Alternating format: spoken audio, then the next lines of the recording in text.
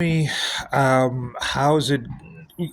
How's it? No one knows about what happened with Case and Allison stabbing and killing Joe Ramirez multiple times, um, in multiple areas. And before that, he agreed catch get into a fight with another kid, get into a fight with Ramirez in the bathroom or whatever. But yet he brings a knife to school. But yet somehow, some way, somewhere, somehow, yeah, I said that. It probably said that again.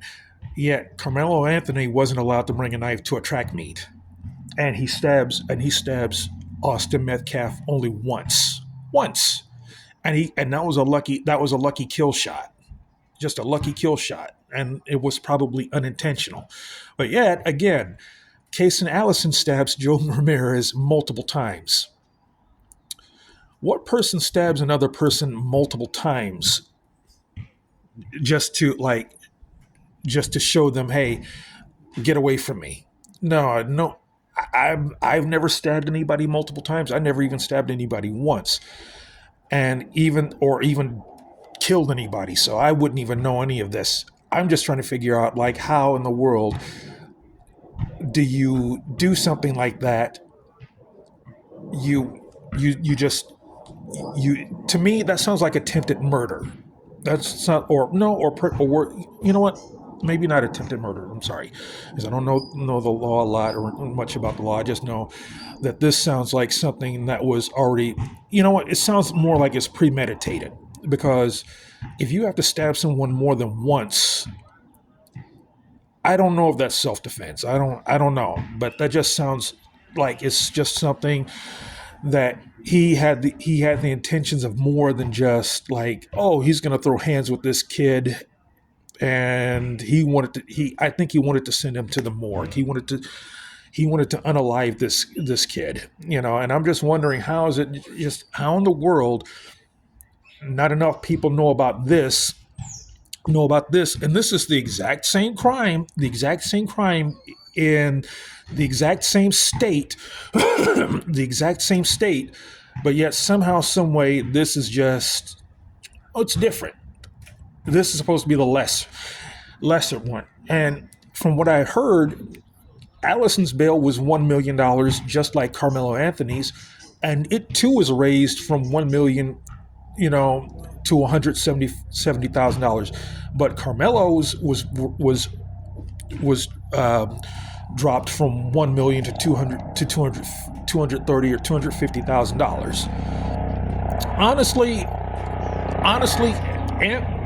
Allison got off pretty damn easy. He got off pretty easy, even though it's just some, from what I can gather, they had I'm 100% sure they had a GoFundMe for him. And I'm just trying to figure out again, why not enough people are talking about this. A white kid stabbed a Mexican kid. Okay. And I don't hear enough, are there more Mexicans talking about this? Are there more Mexicans talking about um, Case and Allison stabbing and killing an innocent kid, and a Mexican kid at that? Probably not. I don't think I'm hearing anything about it. All I hear is just more Sambos and Coons trying to apologize for me, not for me, trying to apologize to white people for what Carmelo Anthony did, and white people being upset about this, being up in arms about this. And these are probably the same white people that raised a lot of money for Case and Allison's defense. See what I'm saying? I guess this would have mattered. I guess this would have mattered if Case and Allison were black. Would this have mattered if Case and Allison were a black teen instead of a white teen? I think so. I think it would have mattered, because hardly anybody talks about this. And if they do, chances are they probably gloss the same people that are whining and complaining about what Carmelo Anthony did. They're probably not even talking about it that much. They're probably just glossing over it. or making excuses about why this white teen had to stab and kill this Mexican teen. Especially if it's other Mexicans. Especially if it's other Mexicans doing it. So yeah, call me whatever you want to call me. I don't care. I'm just pointing the mirror of your hypocrisy to you because, like again, I'm going to keep saying this. Had Case and Allison been black, I think everybody would have talked about it. This would have been a this would have been I'm sorry about my language. This would have been a firestorm, and hey, people wouldn't stop talking about it. So I'm just trying to figure. I'm just trying to understand. Again, like I don't. I really don't need anyone to apologize. I don't really need to apologize to anybody for something someone else did, because as far as I'm concerned, that's not a reflection on me. Okay, tell me something. Where's the white community's apology for what Carolyn Bryant did to Emmett Till? Where's the white people's? Where's the white apology for what George Zimmerman did to Trayvon Martin?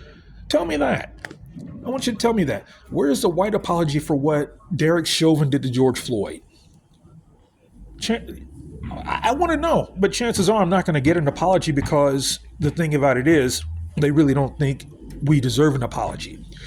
But we better bend over backwards and go on an apology tour for them if we do something, even if it's something that we did that we were in the right of doing. We better apologize for it fast. We better apologize, because if we don't apologize for it, all hell's gonna break loose if they don't get an apology. And you can't tell me I'm lying about that, because I don't hear, again, like I said, I don't hear apologies from other white people about those other people. I don't hear them. But yet somehow, some way, somewhere, you'll find one Sambo, one coon that's going to apologize for what Carmelo Anthony did to Austin Metcalf. And what's even worse, you've got this nut who's willing to go on a White Lives Matter crusade with an J6 insurrectionist. But you know what? That shouldn't surprise me either, because not only was Jake Lane an insurrectionist, but this Philip Anthony, he was an insurrectionist too. I think he got a lot of his teeth knocked out. I think he should have had more. I think he should have had a lot more than that knocked out. But hey, it is what it is. Yeah. You'll always find people like that. You'll always find the Anton Daniels. You'll always find the Jason Whitlocks. You will always find the Angry Mans. You will always find the Candace Owens. You will always find the Hodge twins. You will always find people like You'll always find the Jesse Lee Petersons. See, people like that are never hard to find. They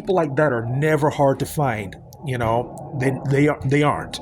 And I wish they were hard to find, but they're not hard to find. Which is why I will never, again, I said this in my last video,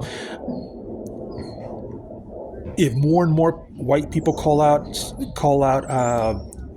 people like Jason Whitlock, like what's the guy that Nazi guy Nick Fuentes did, hey, I'm all for it.